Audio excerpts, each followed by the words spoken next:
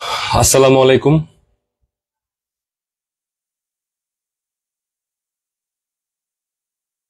আশা করি সবাই ভালোই আছেন।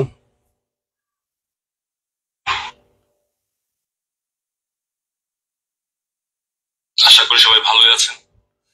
এখন ঠিক আছে। আমি এর আগের লাইভটি আসলে স্কিপ করতে বাধ্য হয়েছি, সাউন্ডের একটু সমস্যা ছিল বিদায়। সবাই মোটামুটি সংযুক্ত হচ্ছেন লাইভে এবং হবেন।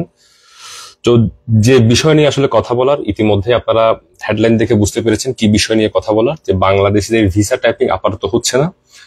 আপনারা জানেন যে ইদানিং এর মধ্যে বাংলাদেশের ভিসা বিভিন্ন জটিলতা আছে, বিশেষ করে যেগুলো শ্রমিক ভিসা আমরা বলি।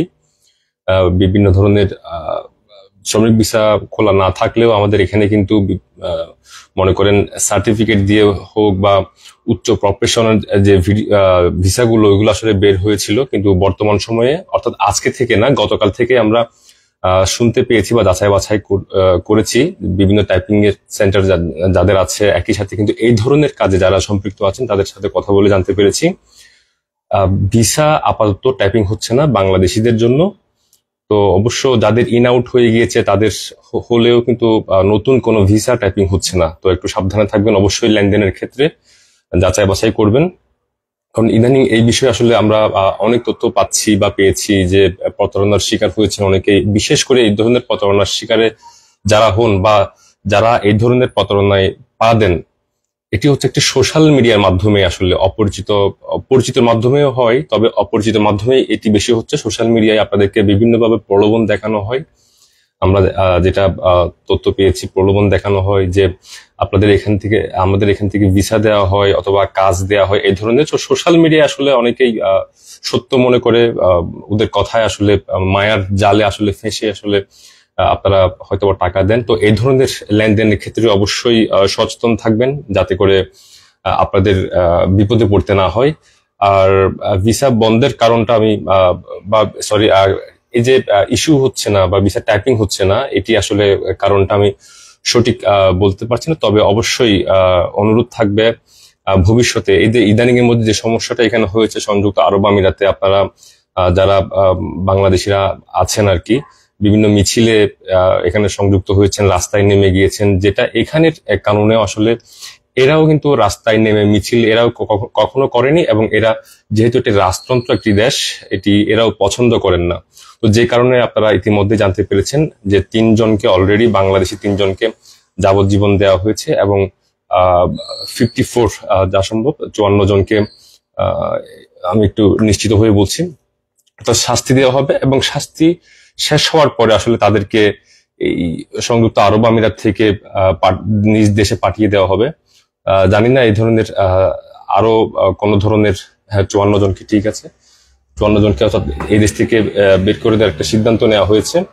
তো আরো এই সংখ্যাটা বাড়বে কিনা জানি না। অবশ্যই সবাই সচেতন থাকবেন, এবং সবার কাছে অনুরোধ থাকবে বাংলাদেশিদের সুনাম যাতে করে ধরে রাখতে পারেন, সেইভাবে আসলে এখানে ইউএইর কানুন অনুযায়ী আপনারা চলবেন, এবং বাংলাদেশিদের যে সমস্যা ইদানিং চলছে সেটিকে যদি কাটিয়ে উঠতে চান, আপনারা এক একজন অ্যাম্বাসেডর হিসেবে কাজ করবেন। বাংলাদেশিদের সুনাম কিভাবে বৃদ্ধি করা যায় সেই বিষয়ে কাজ করবেন। সুনাম ক্ষুণ্ণ হয় এ ধরনের কাজে লিপ্ত থাকবেন না, এটি অনুরোধ। এবং অবশ্যই ভিসা, আজকের যে হেডলাইনটি ভিসার টাইপিং নিয়ে, তো ভিসা টাইপিং নিয়ে অর্থাৎ এই ধরনের লেনদেন যারা করবেন কারোর সাথে অবশ্যই যাচাই বাছাই করবেন, একই সাথে কিন্তু প্রলোভনে পড়বেন না। অর্থাৎ এই যে অনলাইনে, বিশেষ করে সোশ্যাল মিডিয়াতে, ফেসবুক, টুইটার, টিকটক, এই ধরনের বিভিন্ন ক্ষেত্রে দেখা যায় কি এখন যে কাজের অফার দেয়া হচ্ছে, ভিসার অফার দেয়া হচ্ছে।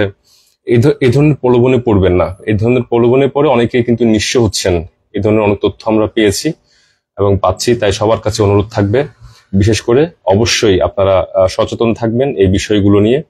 এবং আরো একটি বিষয় যেটি অনেকেই হয়তোবা আমরা এই যে বর্তমান যে ইস্যু নিয়ে এখানে মিছিল করেছেন, আমরা বাধা দেওয়ার পরে, বাধা না বা বাধা বলবো না, আমরা অনুরোধ করেছি আপনাদেরকে যে মিছিলে না যাওয়ার জন্য।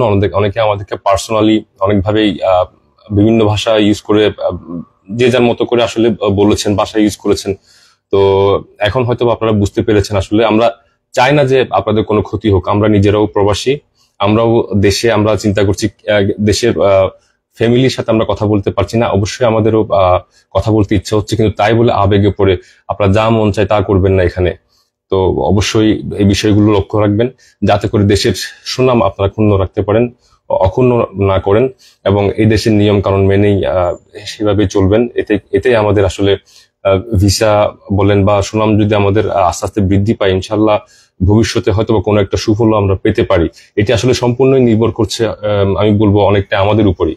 আমরা যদি অবশ্যই যদি ভিসা বলেন বা আমরা যদি এখানে যদি সুনামের সহিত কাজ করতে পারি, অবশ্যই ইও হয়তো বা চেষ্টা করবেন, যে ওনারাও জানে যে আমরা বাংলাদেশিরা যারা আছে কঠোর পরিশ্রমী, কিন্তু হয়তো আমাদের কিছু অসাবধানতার কারণে আমাদের এখানে সুনাম ক্ষুণ্ণ হয়ে গিয়েছে বিদায়, বা সুনাম আমাদের খুব একটা রেকর্ড ভালো নয় বিদায় আসলে এই ধরনের সমস্যাগুলো আমাদের পোহাতে হচ্ছে। কিন্তু তারাও জানে যে বাংলাদেশিরা কঠোর পরিশ্রমী। তো অবশ্যই এই বিষয়গুলোতে সচেতন থাকবেন। আপনারা আমাদেরকে হয়তো বা গালি দিয়েছেন, আমরা বিভিন্ন ভাবে আপনাদেরকে অনুরোধ জানিয়েছিলাম বিদায়। আমরা আবার আপনাদেরকে দু একদিন ধরে হয়তো বা আমাদের ফেসবুক পেজ থেকে আপনাদেরকে চেষ্টা করছি বাংলাদেশের যে গণমাধ্যমগুলো প্রচারিত যে সংবাদ, অনেকে হয়তো অনলাইনে পাচ্ছেন না বিদায় আমরা চেষ্টা করছি, আমাদেরও কাজ আছে ভাই এগুলো এখানে প্রচারের মাধ্যমে। কিন্তু আমরা এমন না যে আমরা ফেসবুকের ভিউর মাধ্যমে আমিরা সংবাদ একটা টাকাও কামাই করি, যে ওরকম না। আমরা কোনো ইনকাম আমিরা সংবাদ করি না ভিউর মাধ্যমে, শুধুমাত্র আপনাদের কাছে এই বাংলাদেশের মিডিয়াতে কি সংবাদ প্রচার হচ্ছে এগুলো পৌঁছে দেওয়ার জন্যই আমরা বিভিন্নভাবে চেষ্টা করে থাকি বা করেছি, যে অনলাইনে আপনাদেরকে নিউজগুলো দেখানোর জন্য। কিন্তু এতেও আপনারা অনেকেই ব্যাড কমেন্ট করেছেন, খারাপ আপনাদের মতো করে আপনারা ব্যবহার করেছেন। এতেও আমরা আপনাদেরকে আমরা কিন্তু আপনাদের মতো করে ওইভাবে খারাপভাবে বলবো আপনাদের দেখতে চাইলে দেখেন ভাই, কিন্তু খারাপ ব্যবহার করবেন না, এবং ইউইর নিয়ম কানুন মানবেন। একই সাথে ভিসা টাইপিং হচ্ছে না, কেন হচ্ছে না এই বিষয়টি আসলে আমি নিশ্চিত করে বলতে পারবো না, কারণ ইদানিং এর মধ্যে দু একটা সমস্যা হয়েছে, যেটি শুধু ইউইতেই বলেই না, মধ্যপ্রাচ্যের বিভিন্ন দেশেই হয়েছে। রাজতন্ত্রের দেশগুলোতে কিন্তু এগুলো চলে না। তো তারপর আমি ওই ইস্যুর কারণে কি বন্ধ হয়েছে কিনা আমি জানি না, তবে হয়তোবা এই ইস্যুর কারণেও হইতে পারে। তো অবশ্যই সবাই ভালো থাকবেন, সুস্থ থাকবেন। আসসালামু আলাইকুম। আমার কথাগুলো যদি কারো খারাপ লেগে থাকে, কিছুই করার নেই, আমি এখান থেকে বিদায় নিচ্ছি।